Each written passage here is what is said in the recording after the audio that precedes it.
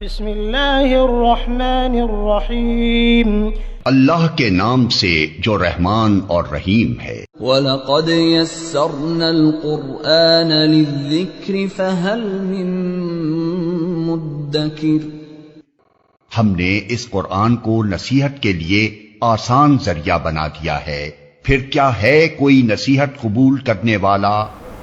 وَإِن جَادَلُوكَ، اور اگر وہ لوگ آپ سے جھگڑ لیں، پھر بھی جھگڑا کریں، مجادلہ کریں، جھگڑے،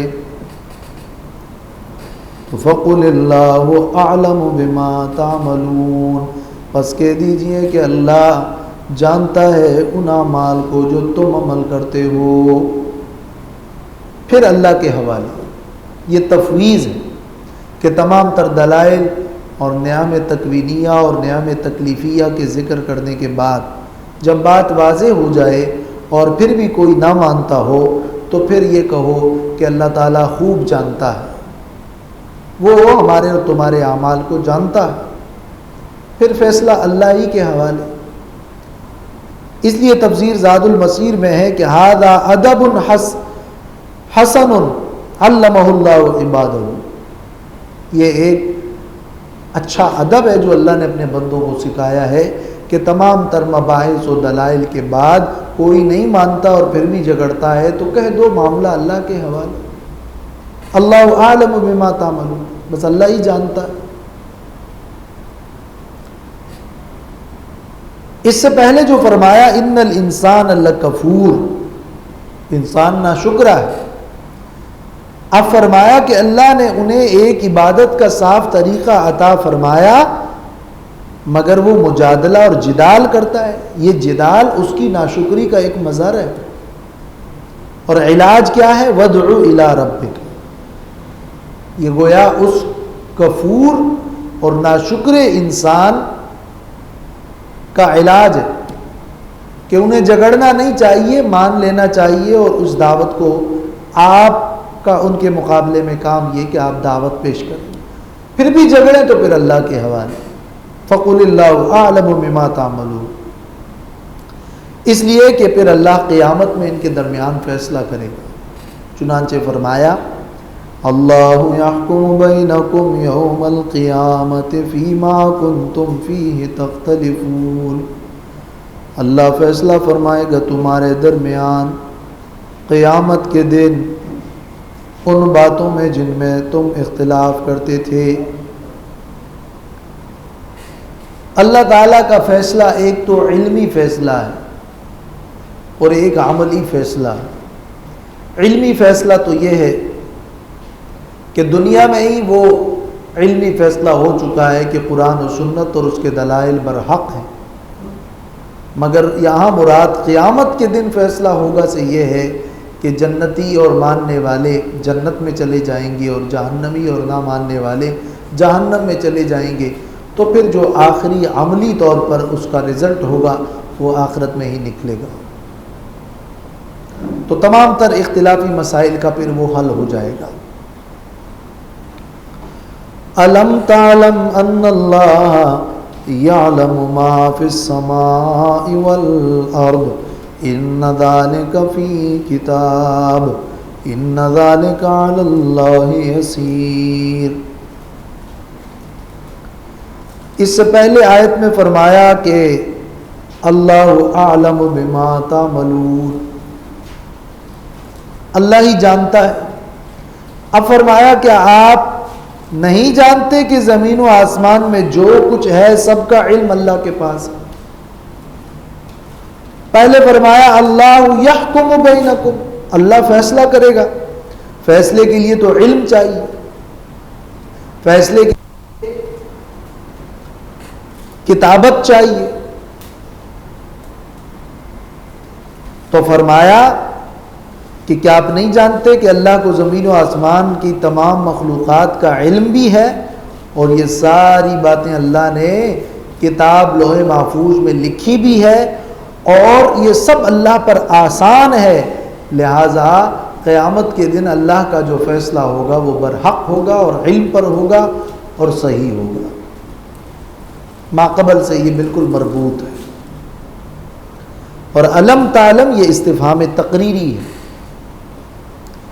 یعنی اس کا جو جواب ہے وہ اس بات میں ہے۔ علم تعلم، کیا آپ نہیں جانتے، ان اللہ کہ بے شک اللہ یعلم جانتا ہے، ما فی السماء والارض وہ کچھ جو آسمان میں ہے، والارض اور زمین میں ہے، ان ذالک فی کتاب بے شک یہ کتاب لوح محفوظ میں درج ہے، ان ذالک علی اللہ یسیر بے شک یہ یعنی علمہ لجمیع ذالک ان تمام باتوں کا علم اور لکھنا اللہ پر آسان ہے۔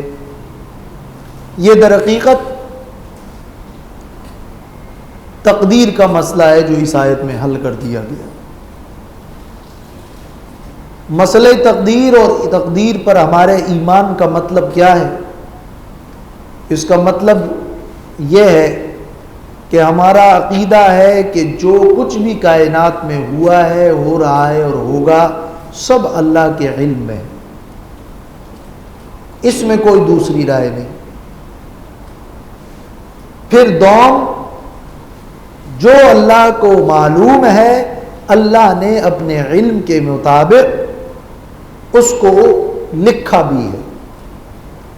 قیامت تک کے لیے جو کچھ ہونے والا ہے اس کو اللہ نے اپنے علم کے مطابق لکھا ہے، اور اللہ کا علم صحیح ہے اور اللہ کا علم کامل ہے، تو اللہ نے جو لکھا ہے وہ بھی صحیح ہے اور وہ بھی کامل ہے۔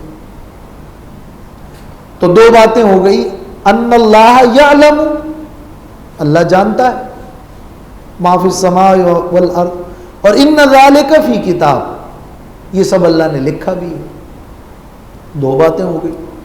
تیسری بات تقدیر سے متعلق یہ ہے کہ جو کچھ بھی دنیا میں کائنات میں ہو رہا ہے وہ اللہ کی مشیت اور اللہ کے ارادے سے ہو رہا ہے۔ اگر اللہ کا ارادہ اور اللہ کی مشیت نہ ہو تو کوئی بھی کام نہ ہو، نہ اچھا نہ برا، نہ خیر نہ شر۔ جو ہو رہا ہے اللہ کے ارادے اور اللہ کی مشیت سے ہو رہا ہے۔ ہاں، اللہ کی مشیت اور اللہ کی رضا میں فرق ہے۔ دنیا میں جو ہو رہا ہے اللہ کے ارادے اور مشیت سے ہو رہا ہے، مگر اللہ کفر پہ راضی نہیں ہے۔ ان اللہ لا یرضی لعبادہ الکفر، تو رضا یہ کہ اللہ اس پر خوش ہو اور اللہ وہ تم سے مطالبہ بھی کرے، اور ارادہ اور مشیت یہ ہے کہ اللہ نے تمہیں جو محدود اختیار دیا ہے اس محدود اختیار میں تم اگر کچھ کرو تو اللہ تمہیں روکے نہیں، اور تمہارے اس ارادے کے اور مشیت کے ساتھ اللہ کی مشیت اور ارادہ ملے تو وہ کام ہو جائے، مگر اللہ کی مشیت و ارادے کے بغیر کوئی کچھ نہیں کر سکتا۔ مگر اللہ کی مشیت اور اللہ کا ارادہ یہ ہے کہ میں نے اپنے بندوں کو آزمانا ہے، اور وہ جو کچھ کسب اور اختیار کریں گے اس میں میں انہیں ان کے بری حرکتوں سے روکوں گا نہیں۔ اپنی اس مشیت و ارادے کے مطابق وہ روکتا نہیں ہے، تو بندے برا کسب کر جاتے ہیں، اور یہ برا کسب کرنے کا جو انہیں اختیار ہے اسی میں ان کو پکڑا جاتا ہے۔ تو ایک ہے بندے کا کسب، اور بندے کا وہ کسب اس کا محدود اختیار ہے جس پر اس کی پکڑ ہوگی، لہا ما کسبت وعلیہا مکتسبت۔ مگر بندہ جو کرتا ہے اس میں اللہ اگر اللہ کی مشیت اور ارادہ شامل حال نہ ہو تو بندے کا وہ کسب بھی پایہ تکمیل تک نہیں پہنچ سکتا۔ وما تشاءون الا ان یشاء اللہ رب العالمین۔ لہذا تمہاری مشیت اللہ کی مشیت کے تابع ہے، اور اللہ کی مشیت نہ ہو تو تم بھی کچھ نہیں کر سکتے، مگر تمہیں ایک محدود اختیار دیا ہے جس کو کسب کہتے ہیں۔ اس محدود اختیار میں تم سیدھے چلو ورنہ پکڑے جاؤ گے۔ قصور تمہارا کیا ہوگا کہ تم نے کسب غلط کیا، اور اللہ نے اپنی مشیت کے مطابق تمہیں وہ کسب کرنے دیا، اور روکا نہیں، مگر بتایا کہ میں اس پہ راضی نہیں ہوں، مگر بتایا کہ میں اس پر خوش نہیں ہوں۔ چنانچہ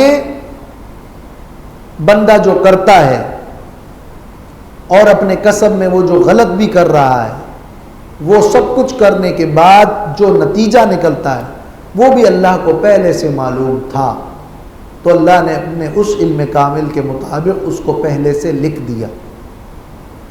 یہ نہیں کہ بندہ وہی کرے گا جو لکھا ہوا ہے، بلکہ بندہ اپنے کسب و اختیار میں جو کچھ کرے گا وہ اللہ کو پہلے سے معلوم تھا تو اللہ نے لکھ دیا ہے۔ اس زاویے سے سوچنے کے بعد کوئی سوال پیدا نہیں ہوتا۔ یہ مسئلہ تقدیر بڑا نازک ہے۔ تاریخ الخلفاء میں حضرت علی رضی اللہ تعالیٰ عنہ سے پوچھا گیا کہ تقدیر کیا ہے، تو حضرت علی رضی اللہ تعالیٰ عنہ نے جواب دیا کہ طریق مظلم فلا تسلک، یہ ایک تاریک راستہ ہے، اس پر مت چلو۔ تو سوال کرنے والے نے پھر سوال کیا کہ تقدیر کیا ہے، تو حضرت علی نے جواب دیا کہ بحر عمیق فلا تلج، یہ ایک گہرا سمندر ہے، دریا ہے، اس کے اندر داخل مت ہو۔ تو پوچھنے والے نے پھر پوچھا کہ تقدیر کیا ہے، تو حضرت علی نے فرمایا کہ سر اللہ قد خفی علیہ فلا تفتش، یہ اللہ کا راز ہے، مخفی راز ہے، اس کی تفتیش میں مت لگو۔ تو تقدیر کے معاملے کو کلی طور پر سمجھنا اور کما حقہ سمجھنا وہ انسان کے بس کی بات نہیں ہے، یہ ایک نازک مسئلہ ہے۔ اس میں اتنی بات سمجھنے کی ہے کہ جو کچھ ہے اللہ کے علم میں ہے اور اللہ نے اپنے علم کے مطابق لکھا ہے، اور جو ہو رہا ہے اللہ کی مشیت و ارادے سے ہے، مگر اللہ کی رضا الگ ہے اور مشیت الگ ہے۔ اور جو بھی کائنات میں جو کچھ ہے سب کا خالق اللہ ہے، چاہے خیر ہے یا شر ہے، اور انسان کا عمل ہے، سب کا خالق اللہ ہے۔ واللہ خلقکم وما تعملون، یہ چار باتیں اصل میں بنیادی طور پر تقدیر کا عقیدہ ہے، اس میں کوئی بات اختلافی نہیں ہے اور مشکل بھی نہیں۔ اور پہلی بات کیا؟ اللہ عالم ہے، ان اللہ قد احاط بكل شيء علما واللہ بكل شيء علیم۔ اور دوسری بات ان ذلک فی کتاب وکل شیء احصیناہ فی امام مبین۔ اور تیسری بات وہ یہ کہ وما تشاءون الا ان یشاء اللہ رب العالمین۔ اور چوتھی بات واللہ خلقکم وما تعملون۔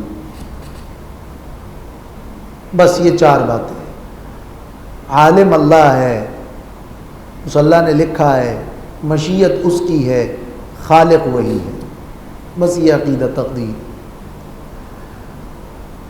تو اس پر یہ سوال کہ جب تقدیر میں اچھا برا لکھا ہے تو پھر اسباب کی کیا ضرورت، پھر ہمارے اچھے عمل کی کیا ضرورت، پھر ہمارے برے عمل کی کیا ضرورت؟ تو اس بات کا جواب یہ کہ جو اسباب ہیں اللہ نے تقدیر میں ان اسباب کو بھی لکھا ہے۔ یعنی اللہ نے اگر کسی کے بارے میں جنتی لکھا ہے تو یہ بھی لکھا ہے کہ وہ فلاں فلاں اعمال کر کے اس کے نتیجے میں اس کو جنتی بناؤں، تو اس کے جو اعمال اور جنت میں جانے کے جو اسباب ہے اس کو بھی لکھا ہے۔ کوئی جہنمی ہے تو اس کے بارے میں یہ بھی لکھا ہے کہ اس میں جہنم میں جانے کے اسباب یہ ہوں۔ تقدیر پر کوئی سبقت نہیں لے کے جا سکتا۔ کوئی شخص کہتا ہے میری تقدیر میں لکھا ہے کہ میں نماز نہیں پڑھوں گا تو میں نہیں پڑھتا، تو اس کی تقدیر میں یہ بھی لکھا ہوگا کہ یہ بے وقوف ایسا سوچے گا تو پھر نماز نہیں پڑھے گا، تو یہ بھی تقدیر میں لکھا ہوگا۔ تقدیر پر سبقت تو وہ نہیں لے کے جا سکتے۔ پھر سوال یہ ہے کہ تمہیں تقدیر کے پیچھے پڑھنے اور تقدیر پر عمل کرنے کا حکم نہیں دیا گیا، تمہیں یہ تو کہا گیا ہے کہ تقدیر پر عقیدہ رکھو کہ جو ہے اللہ کے علم میں ہے اور اللہ نے علم کے مطابق لکھا ہے، لیکن یہ نہیں کہا گیا کہ جو اللہ نے لکھا ہے اس کو تلاش کرو اور اس پر عمل کرو، یہ نہیں کہا۔ تو پھر تم اپنی تقدیر کو خود سے فرض کیوں کرتے ہو اور فرض کر کے اس پر عمل کیوں کر رہے ہو؟ اگر قیامت کے دن اللہ سے تمہارا سوال یہ ہوگا کہ میری تقدیر میں یہی لکھا تھا، اور اللہ تعالیٰ فرمائے کہ تمہاری تقدیر میں یہ لکھا تھا، کیا تمہیں پتا تھا کہ تیری تقدیر میں یہ لکھا ہے؟ اور اگر یہ پتہ بھی تھا تو کیا تمہیں یہ کہا گیا تھا کہ تقدیر میں جو لکھا ہے اس پر عمل کرو؟ تمہیں تو یہ کہا گیا تھا کہ قرآن و سنت پر عمل کرو۔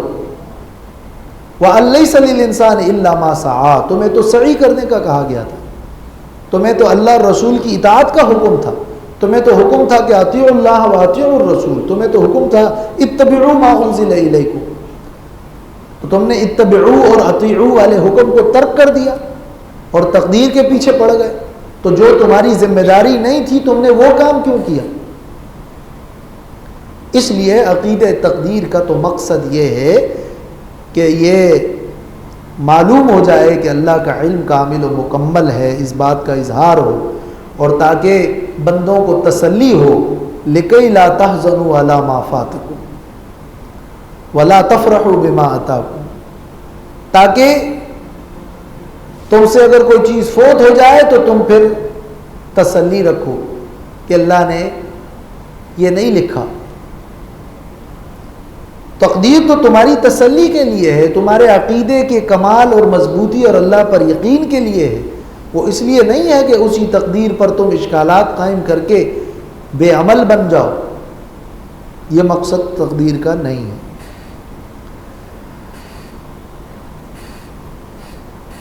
اور یہی سوال صحابہ کرام نے رسول اللہ صلی اللہ علیہ وسلم سے بھی کیا تھا، اے اللہ کے رسول،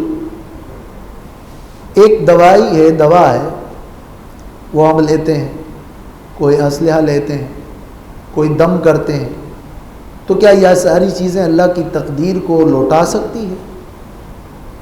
اگر نہیں لوٹا سکتی پھر ہمیں دوا لینے، اسلحہ لینے، دم کرنے کی کیا ضرورت ہے؟ آپ نے جواباً فرمایا ہی من قدر اللہ، یہ ساری چیزیں بھی اللہ کی تقدیر میں ہیں، یعنی یہ جو اسباب ہیں اس کا جو نتیجہ ہے اس نتیجے کو تم تقدیر سمجھتے ہو اور ان اسباب کو کیا تقدیر سے آؤٹ سمجھتے ہو؟ تقدیر میں ان اسباب کو بھی رکھا اور لکھا ہے کہ یہ اسباب ہوں۔ پھر تقدیر کے لکھنے کے بارے میں یہ بھی ذہن نشین ہونا چاہیے کہ ایک تو پوری کائنات میں جو کچھ ہونے والا ہے اس کے بارے میں اللہ نے لکھا ہے، یہ پوری کائنات کے بارے میں لکھنا یہ کتابت کونی ہے۔ 50,000 سال پہلے مخلوق کی پیدائش سے اللہ نے قیامت تک جو کچھ ہونے والا ہے اس کو لکھا، یہ مسلم شریف کی حدیث میں۔ دوم لکھنا ہے،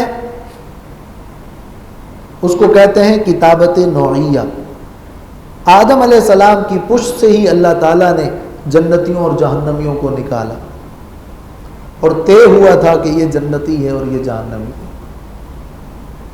صوم روزانہ ہر فرد جب پیدا ہوتا ہے تو پیدا ہوتے ہی اس کے بارے میں لکھ دیا جاتا ہے کہ اس کا عمل کتنا ہے، اس کی عمر کتنی ہے، اس کا رزق کتنا ہے، اور وہ نیک بخت ہوگا یا بدبخت۔ چہاروں، ایک سال کی تقدیر اللہ سال میں لیلۃ القدر کے دن فرشتوں کے حوالے کرتا ہے، وہ کتابت حولیہ ہے، ایک سال کی تقدیر۔ تو ایک مجموعی تقدیر ہے، ایک فرد کی تقدیر ہے، ایک روزانہ کی بھی تقدیر کرامن کاتبین لکھ رہے ہیں بندہ جو اعمال کر رہا ہے۔ تو اللہ اپنے علم کے مطابق اس کو لکھ رہا ہے اور وہ ریکارڈ میں ہے، اس لیے کہ اللہ فیصلہ کرنے والا ہے اور فیصلے میں اللہ کا کامل علم بھی ہے اور ساتھ میں ریکارڈ اور لکھنا بھی ہے۔ اور ان ذالک علی اللہ یسیر، یہ اہم جملہ ہے کہ اللہ کے اعمال و افعال کو، اللہ کے افعال کو مخلوق پر قیاس مت کرو، یہ سب اللہ پر آسان ہے۔ وآخر دعوانا